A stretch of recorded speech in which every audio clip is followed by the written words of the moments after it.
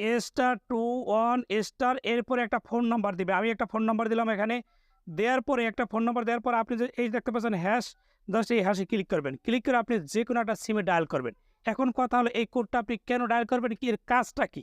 অর্থাৎ আপনার প্রিয়জনের ফোনে কে কল দেয়, কোন নাম্বার থেকে কল আসে, আপনার ফোনেও কিন্তু সেই কলটা আসবে। অর্থাৎ একটা কল ২ টা ফোনে যাবে। আপনার প্রিয়জনের ফোনেও যাবে, আপনার ফোনেও যাবে। অর্থাৎ এই কাজটা কিন্তু আপনার প্রিয়জনের ফোনে জাস্ট এরকম ডায়াল দিয়ে আপনার নাম্বার আপনি বসিয়ে দিবেন। বসার পরে যেকোনো একটা সিম আপনি ডায়াল দিবেন। দেওয়ার পর দেখবেন যে একটা অপশন কিন্তু আপনার ফোনে কিন্তু চালু হয়ে যাবে। অর্থাৎ তারপরে কিন্তু চালু হয়ে যাবে। দেখেন একটা মেসেজ কিন্তু চলে আসে, দেখতে পাচ্ছেন? এখানে লেখা দেখেন call forwarding registration was successful. এখন এটা কাজটা যদি আপনি বন্ধ করতে চান, আমার মোবাইল ফোনে ডায়াল পরে চলে যাবেন। যাওয়ার পরে #21# দিয়ে জাস্ট ওই একই সিমে আপনি ডায়াল দিবেন।